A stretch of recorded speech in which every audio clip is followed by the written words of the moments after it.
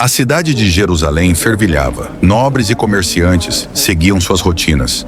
Sacerdotes conduziam os rituais no templo, e os soldados marchavam pelos portões da cidade. Mas, por trás daquela aparente normalidade, algo sombrio corroía o coração do povo. O cheiro dos sacrifícios a deuses estrangeiros pairava no ar. Altares ocultos eram erguidos em becos escuros. Reis faziam alianças perversas em busca de poder. Judá estava à beira do colapso espiritual. Foi nesse cenário que Isaías surgiu. Não como um guerreiro, não como um rei, mas como uma voz solitária no deserto, anunciando palavras que ninguém queria ouvir. Seu chamado foi sobrenatural.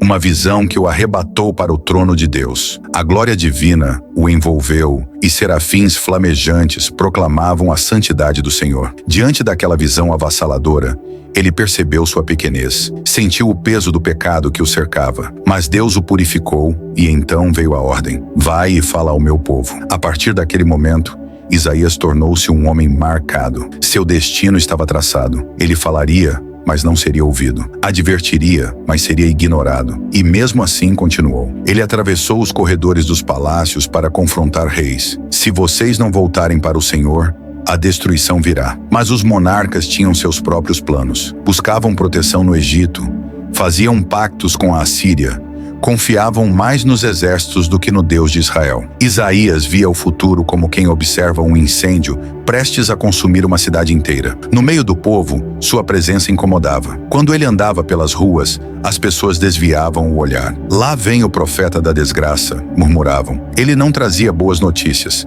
Falava de invasões, exílios, juízo divino, mas sua mensagem não era apenas de destruição. Ele também falava de um tempo de restauração, de um rei que viria, um servo sofredor que carregaria os pecados da humanidade. O povo que andava em trevas verá uma grande luz. Mas quem acreditaria nele? O tempo passou. Reis subiram ao trono e caíram. Ezequias, um dos poucos que ouviram suas palavras, viu um grande livramento de Deus quando o exército da Assíria cercou Jerusalém. Mas mesmo os milagres eram rapidamente esquecidos. O coração de Judá era instável, oscilava entre o arrependimento e a rebeldia. E então veio Manassés, um rei jovem, mas cruel. Seu coração não estava inclinado ao Senhor. Ele restaurou altares pagãos, sacrificou até mesmo seus próprios filhos aos deuses estranhos. Isaías viu o terror se espalhar por Judá. O povo se afastava ainda mais de Deus, mergulhando na escuridão. Mas Isaías não se calou.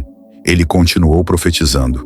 Sabia que estava cada vez mais sozinho. Sabia que sua voz incomodava. E sabia que, cedo ou tarde, alguém tentaria silenciá-lo. A tensão em Jerusalém era palpável. O reinado de Manassés trouxe uma sombra sobre Judá. Uma era onde o profano era exaltado e o sagrado era pisoteado. O templo do Senhor já não era mais o mesmo. No lugar da reverência ao Deus de Israel, agora se erguiam imagens de falsos deuses. Sacrifícios humanos eram realizados nas sombras da cidade, e os gritos das vítimas se misturavam ao cântico dos adoradores de Baal e Astarote. O mal reinava, e aqueles que ousavam se opor a ele não tinham um destino diferente. Isaías sabia disso. Ele via os olhares de ódio cada vez que caminhava pelas ruas. Já não conseguia mais pregar abertamente sem que alguém murmurasse: lá vem o profeta do caos. Mas ele não temia, porque ele sabia a verdade. Sabia que Judá estava à beira do colapso e que as consequências de sua rebeldia seriam inevitáveis. Ele gritava, avisava, suplicava, mas seu clamor era abafado pelas celebrações dos sacerdotes corrompidos e pelas risadas dos líderes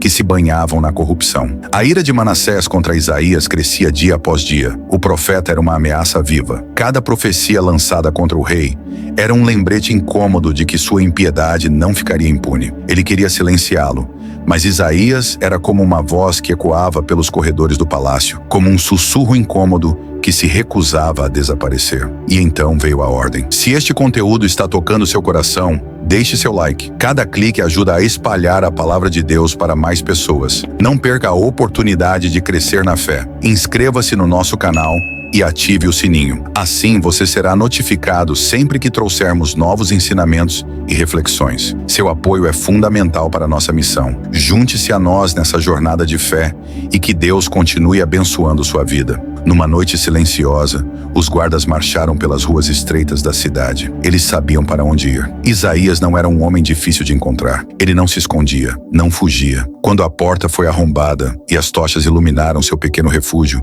ele já estava de pé. Seus olhos não refletiam medo. O rei exige a sua presença.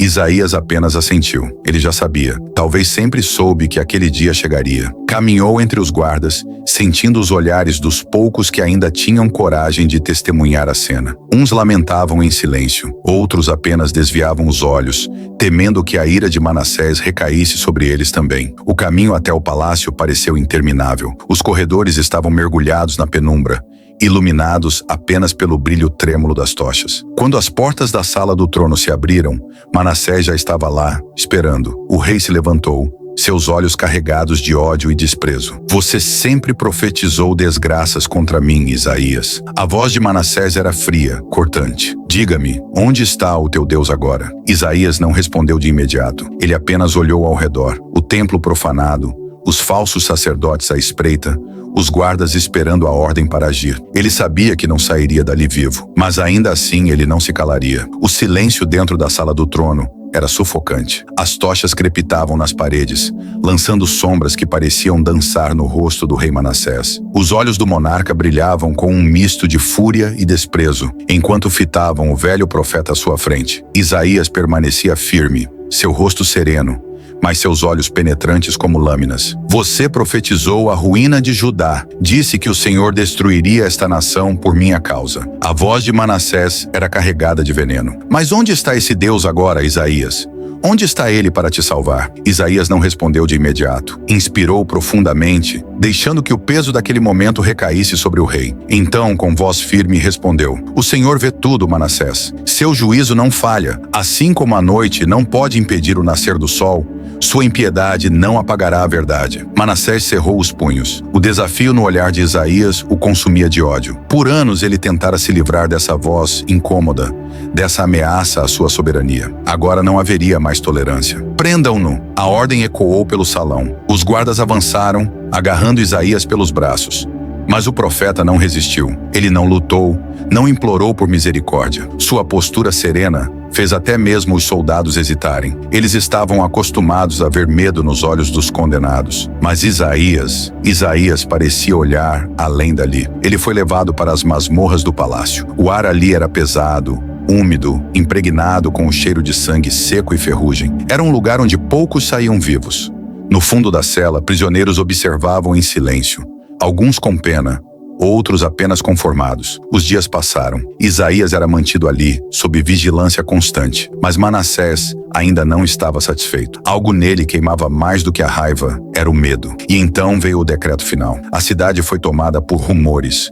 O rei havia decidido que Isaías seria executado de maneira brutal. Não seria uma morte rápida, nem misericordiosa. Ele queria que fosse um espetáculo. Quando Isaías foi trazido novamente à presença do rei, não era mais um julgamento. Era uma condenação. E a sentença já estava decidida. Se teu Deus é real, que ele te livre agora. Ou então, cale-se para sempre. A essa altura não havia mais retorno. Os guardas seguravam o profeta com força, suas mãos trêmulas. Eles sabiam o que estava prestes a acontecer. Isaías, no entanto, não demonstrava medo. Ele ergueu o olhar para o céu, como se contemplasse algo que ninguém mais podia ver. E então, murmurou algo que fez os guardas estremecerem, algo que Manassés jamais esqueceria. Mas antes que alguém pudesse reagir, o rei ergueu a mão e deu a ordem final. O silêncio na sala do trono era pesado. O som das correntes sendo arrastadas pelo chão ecoava como um presságio de dor. Isaías, o fiel profeta de Deus,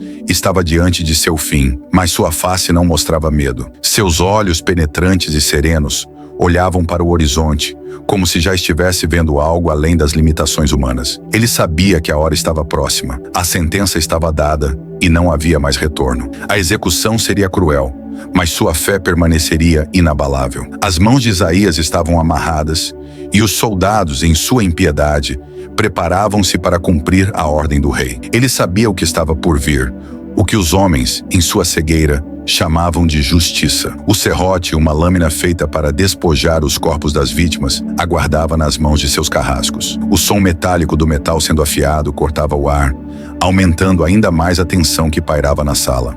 O rei Manassés, do alto de seu trono, olhava Isaías com um sorriso cruel. Para ele, aquela morte era uma vitória. Achava que a eliminação daquele profeta, que ousou falar contra seus pecados e seus erros, significava o fim da resistência. Mas Isaías não estava ali para se dobrar à sua vontade, nem para se intimidar diante da morte. Ele estava ali cumprindo uma missão dada por Deus, e sabia que a sua morte não seria o fim, mas o começo de algo muito maior. Quando os guardas se aproximaram de Isaías, ele não desviou o olhar. Seus olhos estavam fixos no céu, como se já pudesse ver o Senhor à sua espera. O serrote, imenso e afiado, foi levantado, e a dor começou a tomar conta de seu corpo. Mas Isaías não vacilou. Ao contrário, em um ato de coragem divina, ele ergueu a voz e proclamou, com toda a força de sua alma, a glória de Deus.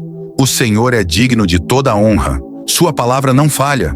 Sua voz ecoou com uma força sobrenatural. Mesmo na morte, ele é a minha salvação. Que sua glória seja manifesta para todos. Os soldados hesitaram por um momento, como se a coragem do profeta os desarmasse. Mas logo continuaram sua tarefa cruel, sem a mínima compaixão. Cada golpe do serrote parecia arrancar a vida de Isaías, mas não sua fé. Ele continuava proclamando as maravilhas de Deus, como se estivesse invocando a presença divina para confortá-lo naquele momento de dor imensurável. A carne sendo dilacerada não podia silenciar o espírito de Isaías. Em sua mente, ele estava sendo elevado. Mesmo enquanto seu corpo se retorcia em sofrimento, sua alma estava livre, mergulhada na visão do Senhor. Então, algo extraordinário aconteceu. No ápice de sua dor, Isaías teve uma visão gloriosa. Ele viu o céu se abrindo, e anjos desceram em sua direção, carregando-o nos braços celestes. Ele não viu mais a sala sombria onde estava prestes a ser desfeito, mas uma luz tão intensa e pura que ofuscava tudo ao redor. Enquanto sua carne perecia, sua alma ascendia. O sofrimento físico desapareceu e Isaías foi levado aos céus, diante da presença de Deus, onde ele viu a grandeza do futuro. Ele viu o Messias que viria para salvar a humanidade, a vitória do bem sobre o mal, e a glória eterna que aguardava todos aqueles que permanecessem fiéis. Mas essa ascensão não foi um simples transporte para a paz celestial, foi um triunfo. Isaías, mesmo diante da morte mais cruel e dolorosa, provou que a fidelidade a Deus nunca será em vão. Ele não era mais um profeta entre os homens. Ele se tornava um símbolo de fé inabalável, um farol para os que viriam depois dele. E enquanto ele era elevado ao céu, os ecos de suas palavras ainda ressoavam na terra, desafiando todos a reconhecerem a glória do Senhor,